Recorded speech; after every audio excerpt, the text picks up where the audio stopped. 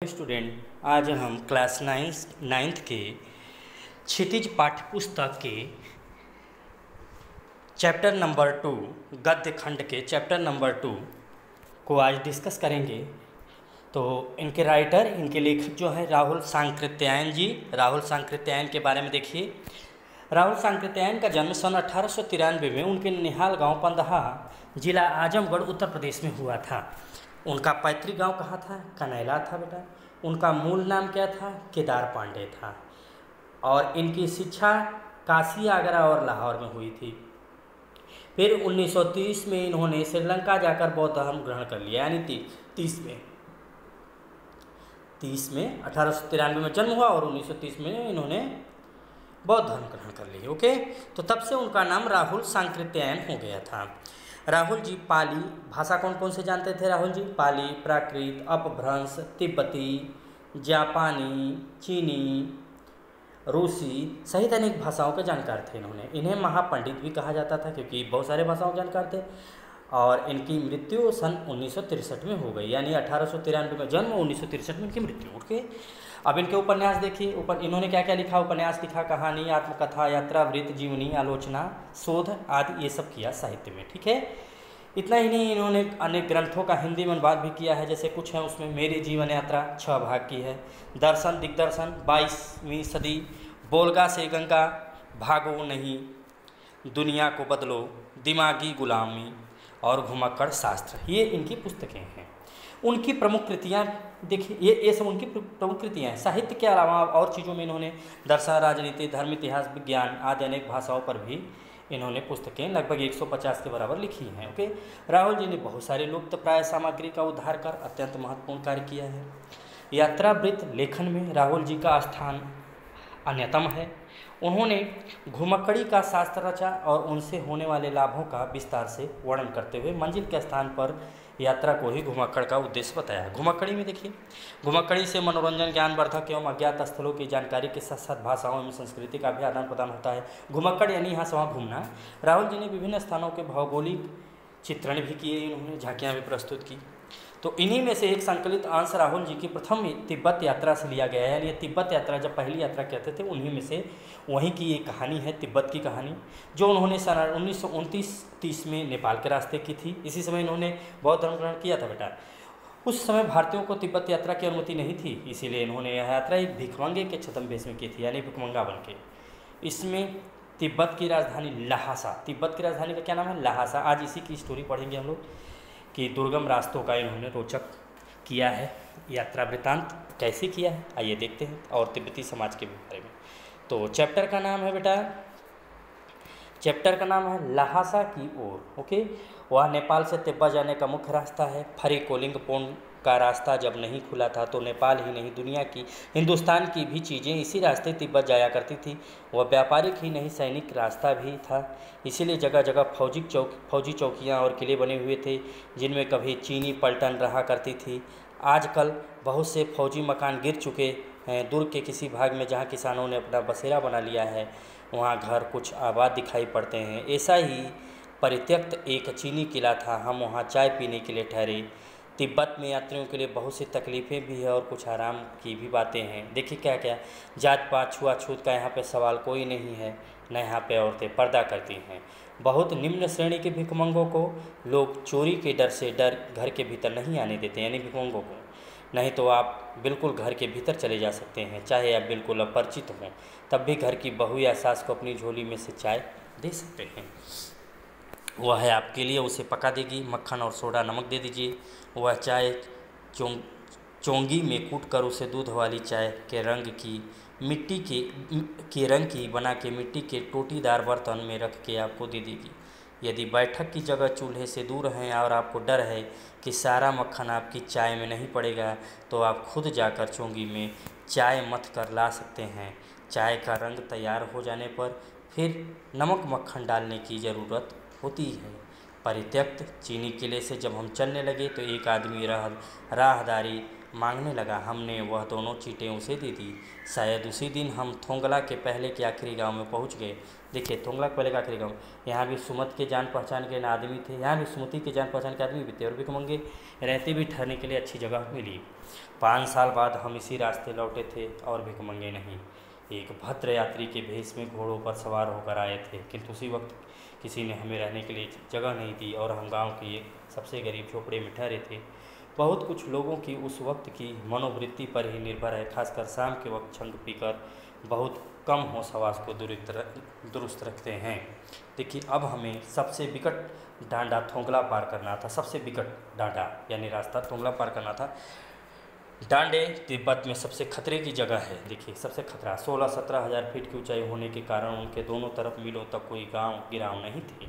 नदियों के मोड़ थे। पहाड़ों के कोनों के कारण बहुत दूर तक आदमी को देखा नहीं जा सकता था। डाकुओं के लिए सबसे अच्छी जगह थी, यानी डाकुओं का भी यहाँ पर डर था। तिब्बत में गांव में आकर खून हो जाए तब तो खूनी को सज़ा भी मिल सकती है, लेकिन इन निर्जन स्थानों में मरे हुए आदमियों के लिए कोई परवाह नहीं करता। सरकार खुफिया विभागों और पुलिस पर इतना खर्च नहीं करती और वहाँ गवाह भी तो कोई नहीं मिल सकता। डकैत पहले आदमी को मार डालते हैं, उसके बाद देखते हैं कि कुछ पैसा है कि नहीं। हथियार का कानून न रहने के कारण यहाँ लाठी की तरह लोग पिस्तौल बंदूक लिए फिरते हैं। देखिए, ये भी डाकू यदि जान से न मारे तो खुद उसे अपने प्राणों का खतरा है। गांव में हमें मालूम हुआ कि पिछले ही साल थोंगला के पास खून हो गया। शायद खून की हम उतने परवाह नहीं करते क्योंकि हम भिखमंगे थे और जहीं कहीं वैसी सूरत देखते टोपी उतार जीभ निकाल कुची कुची 1 पैसा यानी दया के लिए मांग कहते भीख मांगते। कुची कुची यानी दया दया। लेकिन पहाड़ की ऊंची चढ़ाई थी, पीठ पर सामान लाद कर कैसे चलते और अगला पड़ाव 16 से 17 मील से कम नहीं था। मैंने सुमति से कहा कि यहाँ से लंगोर के लिए 2 घोड़े कर लो, सामान भी रख लेंगे और चढ़ चलेंगे। दूसरे दिन हम घोड़ों पर सवार होकर ऊपर की ओर चले। डांडे से पहले एक जगह चाय पी और दोपहर के वक्त डांडे के ऊपर जा पहुँचे। हम समुद्र तल से 17-18 हज़ार फीट ऊपर ऊंचे चढ़े थे। हमारी दक्षिण तरफ पूरब से पश्चिम की ओर हिमालय के हजारों श्वेत शिखर चले गए थे। यानी देखिए, ये भी थे हिमालय के बहुत सारे। भीटे की ओर दिखने वाले पहाड़ बिल्कुल नंगे थे, न वहाँ बर्फ़ की सफ़ेदी थी न किसी तरह की हरियाली।